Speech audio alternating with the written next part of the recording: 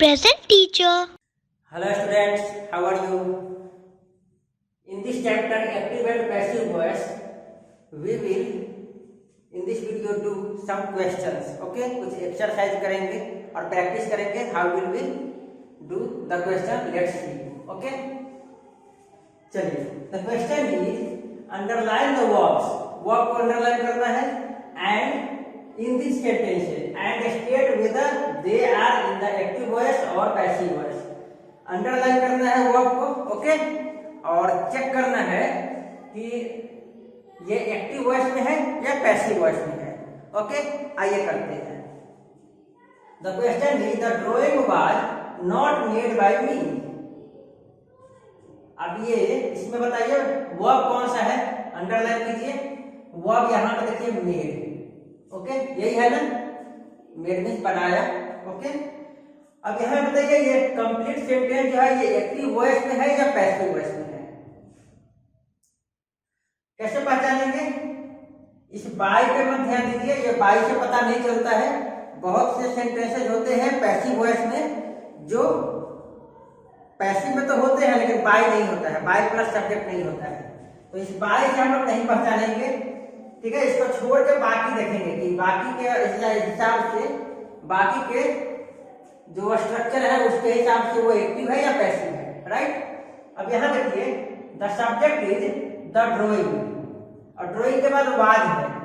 ठीक है, वाज है. और हम लोग जानते हैं किसमें, सिंपल प्रेजेंट कंटिन्यूअस में, सॉरी प्रेजेंट कंटिन्यूअस में कि वाज वर्ड रहता है तो क्या होता है, वर्ब का चौथा फॉर्म होता है. याद है ना.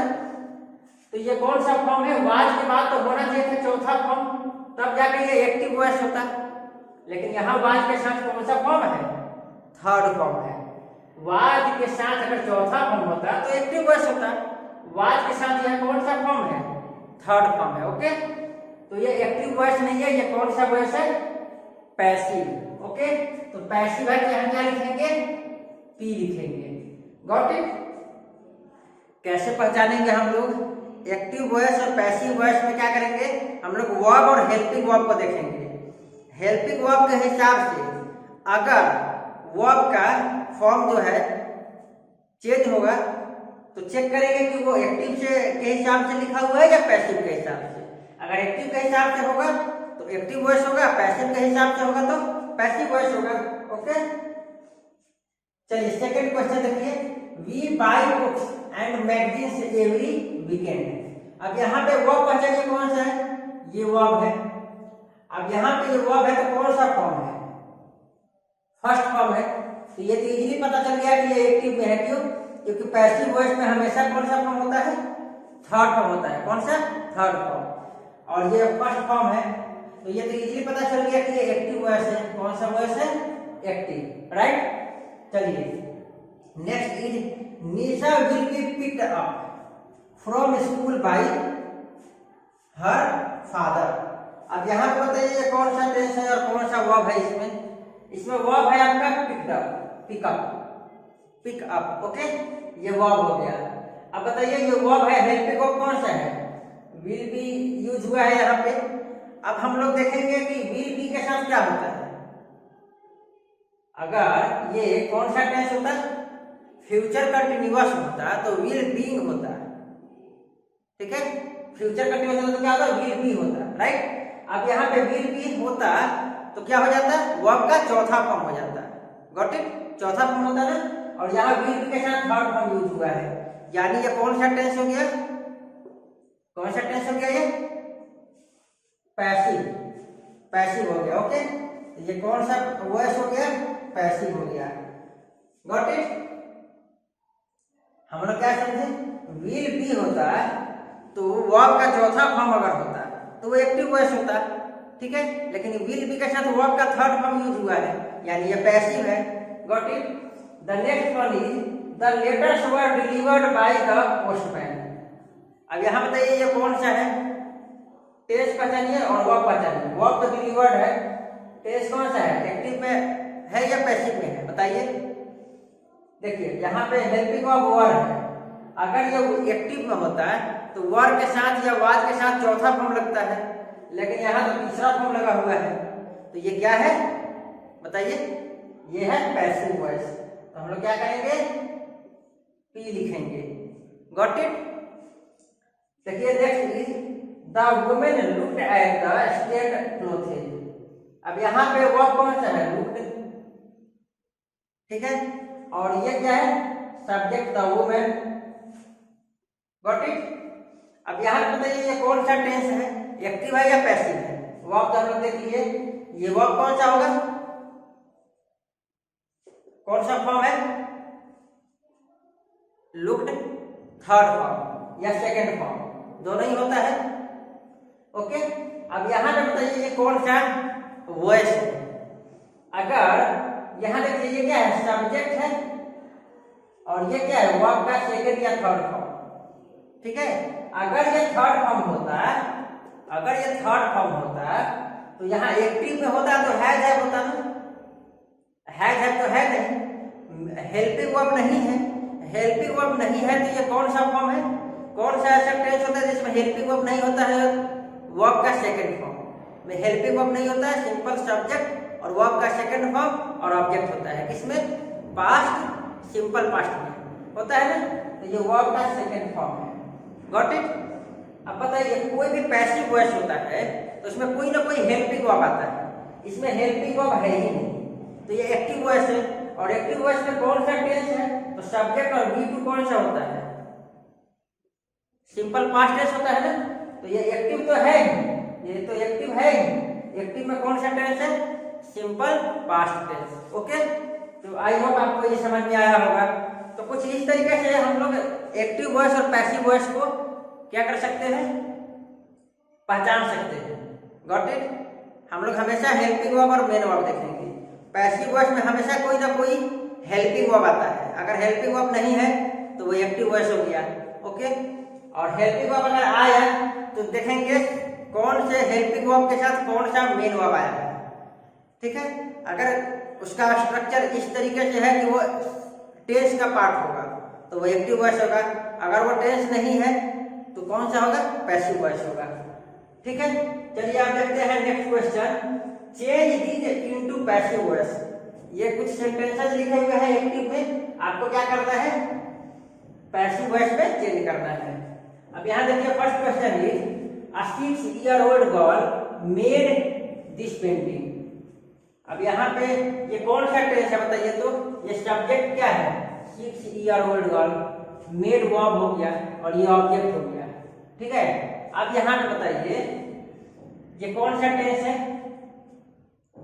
सिंपल पास्ट टेंस है ना। सिंपल पास्ट टेंस में क्या होता है? हेल्पिंग वर्ब डीड होता है, अफर्मेटिव में नहीं यूज करते हैं इसलिए नहीं लिखा हुआ है। Got it?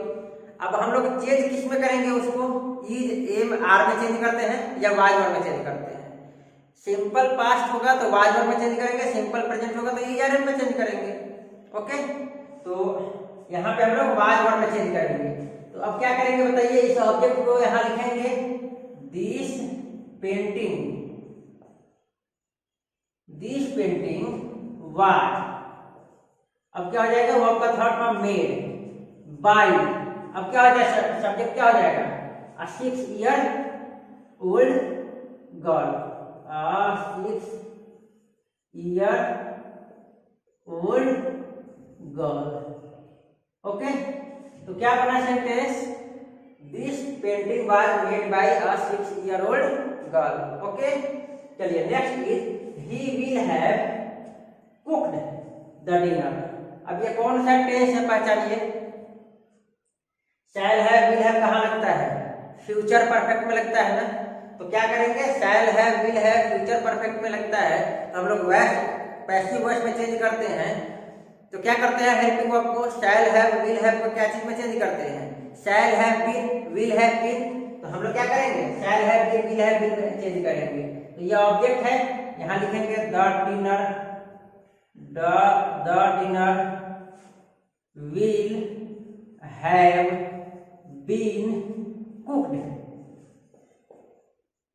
Cooked by home he. तो ही के यहाँ जगह पे यहाँ क्या हो जाएगा? हिम हो जाएगा। Okay, got it? चलिए, we water these plants every morning. ये वी क्या है, सब्जेक्ट है, वाटर यहाँ सब्जेक्ट नहीं है, वाटर यहाँ नाउन नहीं है, ये वर्ब है, ठीक है। वाटर में पानी देना, पानी पटाना। These plants object every morning, ये तो टाइम हो गया, ठीक है। अब यहाँ पे बताइए ये ऑब्जेक्ट है तो इसको क्या करेंगे, इधर लिखेंगे। पहले टेस्ट पहचानिए कौन सा है, ये टेस्ट कौन सा है, यहाँ वाटर्ड नहीं है, एक तो यहाँ हेल्पिंग वर्ब नहीं है। जब हेल्पिंग वर्ब नहीं होता है तो या तो वो सिंपल प्रेजेंट टेंस होता है या सिंपल पास्ट टेंस होता है, ठीक है। अब बताइए यहाँ पे दीज प्लांट्स और ये वाटर, वाटर तो फर्स्ट फॉर्म है ना, फर्स्ट फॉर्म हो वर्ब का या फिफ्थ फॉर्म हो तो वो कौन सा टेंस होता है, सिंपल प्रेजेंट। अगर सेकंड फॉर्म हो तो सिंपल पास्ट, यहाँ फर्स्ट फॉर्म है यानी सिंपल प्रेजेंट टेंस है। सिंपल प्रेजेंट टेंस में ये ऑब्जेक्ट है, यहाँ क्या करेंगे, these plants, these plants. Simple present tense में हम लोग क्या चीज में चेंज करते हैं, पैसिव में, बताइए। सिंपल प्रेजेंट में इज आर एम में चेंज करते हैं, सिंपल पास्ट को वाज वर में चेंज करते हैं। तो हम लोग यहाँ क्या करेंगे, इज आर एम में चेंज करेंगे। तो यहाँ क्या बनेगा, यहाँ इज लगे, ये प्लूरल है ना, ये प्लूरल है तो क्या हो जाएगा, आर। दीज प्लांट्स आर, अब क्या हो जाएगा, वाटर वर्ब है ना, तो इसका थर्ड फॉर्म क्या हो जाएगा, वाटर, वाटर। अब ये टाइम लिख देंगे एवरी मॉर्निंग,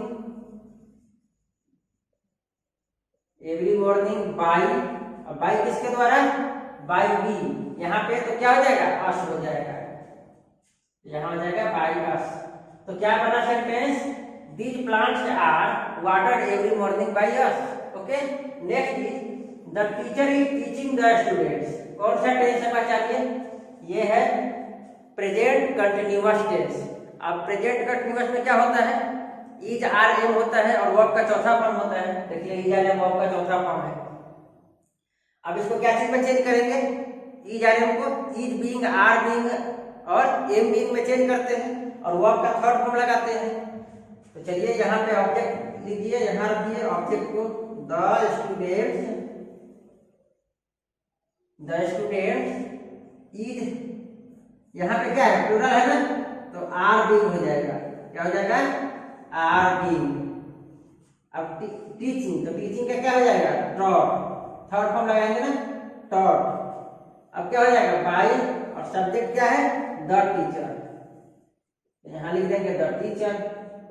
तो क्या बना sentence, the students are being taught by the teachers, okay. The next sentence is he had played the role of the villain, he had played। अब यहाँ पे देखिए had played, ये तो वर्ब का थर्ड फॉर्म है, और ये had क्या है, कौन सा टेंस हुआ पहचानिए, एक्टिव में कौन सा टेंस हुआ, had का मतलब क्या हो गया, कौन सा टेंस, पास्ट परफेक्ट टेंस। और पास्ट परफेक्ट में ये had होता है, उसको किस में चेंज करते हैं, had been में, याद है, तो हैड बी में चेंज करेंगे। ऑब्जेक्ट क्या है, यहां से यहां तक ऑब्जेक्ट हो गया, तो क्या करेंगे, लिखेंगे the role of the villain. अब हैड है तो हैड बीन हो जाएगा, हैड बीन। अब प्लेड, थर्ड फॉर्म में प्लेड ही होगा, प्लेड बाई, अब बाई सब्जेक्ट है यहाँ ही, तो यहाँ क्या हो जाएगा ऑब्जेक्ट में, हिम, ओके। तो क्या बना sentence, the role of the villain had been played by him, got it. तो कुछ इस तरीके से हम लोग टेंस चेंज कर सकते हैं। आपको पता चल गया होगा कि यहाँ सबसे इंपॉर्टेंट क्या है, सबसे इंपॉर्टेंट है हेल्पिंग वर्ब। याद करना कि हेल्पिंग वर्ब कौन सा होगा, तो हम लोग उसको किस में चेंज करेंगे। चलिए एक बार रिकॉल करते हैं, एम इज आर होगा तो क्या चीज में चेंज होगा, एम इज आर बीइंग में चेंज हो जाएगा। वाज पर होगा तो वाज क्या हो जाएगा, वाज बीइंग वर बीइंग में चेंज हो जाएगा। डू डज होगा तो इज आर एम में चेंज हो जाएगा, और डिड होगा तो वाज वर में चेंज हो जाएगा, ठीक है। हैज और हैव होगा तो हैड, हैज, हैव, हैड तीनों होगा तो क्या हो जाएगा, हैव बीन, हैड बीन और हैज बीन में चेंज हो जाएगा, ओके। शैल विल होगा तो शैल बी, विल बी में चेंज हो जाएगा। शैल हैव, विल हैव होगा तो क्या हो जाएगा, शैल हैव बीन और विल हैव बीन में चेंज हो जाएगा, ठीक है। तो ये था हमारा active and passive voice. I hope आपको ये चैप्टर अच्छे से अब क्लियर हो गया होगा। इसको अच्छे से एक बार और रिवाइज कीजिएगा तो ज़्यादा अच्छा से क्लियर हो जाएगा, ठीक है, कोई डाउट नहीं रहेगा। Okay, thank you.